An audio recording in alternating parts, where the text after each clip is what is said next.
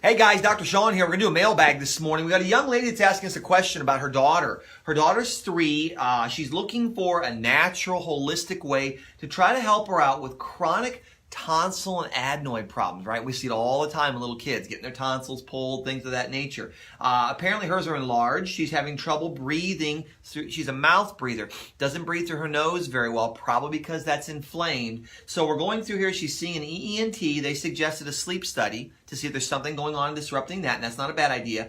Ultimately, they're recommending surgery to remove the tonsils and the adenoids. So, of course, the young mom's saying, hey, wait a minute, is there something else we can do to help this naturally? And then she's concerned if she loses these, it'll affect her immune system. So, great concerns and great mailbag. This is why we do these, guys. Keep them coming, okay? So when we're looking at this, we say, okay, well, will it affect the immune system long term? Of course it will. Now, is it extremely detrimental? No, because that's the first line of defense. So tonsils and adenoids are your first line of defense. You have several others behind that, but they're the guys on the front lines. That's why you see them inflame quickly, especially in children. So when we're looking at this, we think to ourselves, okay, do we want to keep them? Of course we do. God wouldn't have put them there if he didn't want them there, right? So ideally we want to say, all right, what can we do to make sure these stay in place the best we can? If they can't, that's understandable. You know, it is the hand that we're dealt, but sometimes we can do some pretty cool things. So let's find out. Well, as we're looking at this, she's asking, you know, what can we do? How do we start with this? You got to go back to the diet first and foremost. The tonsils are like a net, okay? They're like a big fishing net that you cast, and they catch things coming by. So as they're catching things coming by, you think, all right, well, if mine are inflamed and enlarged, they're catching too much, or like a fish tank filter, it's all gummed up and slimy and bleh. So you want to clean it off. Now, in an adult or even a moderately young child, you'd have them gargle with salt water because that'll rinse off that tonsil. But in this case, we don't have that option because most 3-year-olds can't gargle. So that's out of there. That's not an option for us. So we got to say, well, what else can we do? What other things can we offer? I would run an IUP, an integrated urinalysis panel. And the reason for it is this. The IUP is a body audit. It's going to tell you where her body is spending its energy and its resources and where it's getting pushed too hard.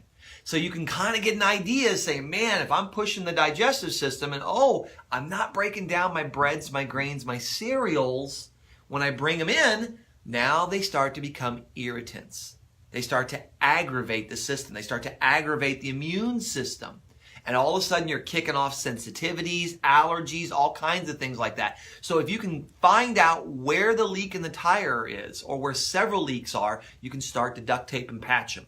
And that's our first goal. Now, once you have that in place, now you got to kind of say, well, what else can you do, right? A lot of your homeopathic remedies and things like that, you got to be a little careful with. One of my favorite ones, though, that I do like is something called Yin-yang water. One of my Chinese instructors years ago taught me this. It's a really cool technique. You just get a regular coffee cup and you want to fill it half full of room temperature water, half full of boiled water. Now with a little child like this, they're not going to sip like a tea, right? That's too hot for them. So you got to let it cool a little bit. But once it cools, you want to add in a teaspoon of honey. And as long as there's no allergies or sensitivities, you're okay. Now, you don't want to use honey when the child is under the age of 2 because their immune system hasn't had the chance to adapt to the different spores and things that are in honey. But after 2, you should be fine. So you want to stir that in a little bit. And then you have them sip it. Drink it down a little bit. They'll probably like it because honey water and little kids, it's sugar. They're going to be thrilled about that. But honey has some amazing healing properties in the lining of the intestinal tract.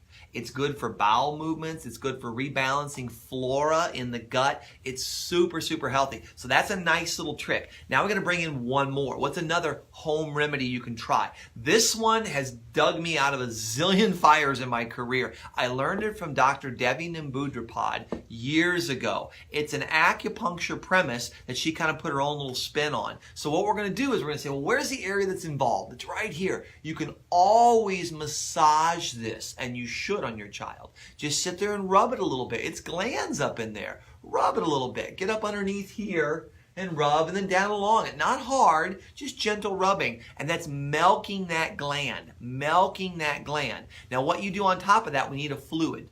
So because it's in the mouth and the tonsils, if she gets a runny, snotty nose, that's perfect. If she gets, she spits in a jar for you, that's perfect. Whatever you get, put it in a baby food jar. Cap it. Lay it on the body somewhere. I would have the child lay belly down. We're going to use my buddy here to help me. You knew it had to be a leprechaun, right? We're going to use him. Put the little jar, say this is our jar, put it on them while they're laying down. Just hold it against the leg. And what you're going to do is a stroking technique. You're going to take your hand, start at the back of the neck, and you're going to go all the way down to the waistline, down to the hips. And you're going to stroke. And you'll do this 13 times while they're laying down while that jar is in contact with them. You pull 13 times. Slow and steady wins the race. It's very soothing, it's relaxing, it's energetic. You'll feel the heat in your palm. You'll feel the heat in their back as you're pulling that down through there. You're allowing the body to energetically interact with whatever's in that jar. And as you're stimulating that spinal cord, you're stimulating the governing vessel in acupuncture, you're putting energy into a system. And now the body's saying, okay, I'm going to harmonize with whatever's in that jar. I'm not going to fight against it. I'm going to harmonize. And by harmonizing, everything tends to settle down. Now, I know for colds, flus, you can do this, guys, with your children. You sit there and you just pet. It's real gentle. It's not massaging. It's just petting. As you do that stroking technique, you want to do it 13 times. Remember, 13 times. Top to bottom. You can do it every 10 minutes when there's a cold or a flu. You do this the next time your child's ill and you see what happens. You might be extremely delightfully surprised. In this case, because it's chronic, I would do it when they get up. I do it when they go to bed. And I try and do it once or twice a day, somewhere in the middle, for the next several weeks. And get the urine test done, improve digestion. I will probably recommend an enzyme to help break their food down for them. Tell you which foods they're struggling with. If you can just do this, you might be very, very surprised. All right, guys, I'm Dr. Sean. Make sure you share this with your friends and your family. Get it out there, like it, post it, do whatever you can do with it, because we're trying to revolutionize healthcare. Dr. Sean McCaffrey again, the Robin Hood of Healthcare. Take care. Bye-bye.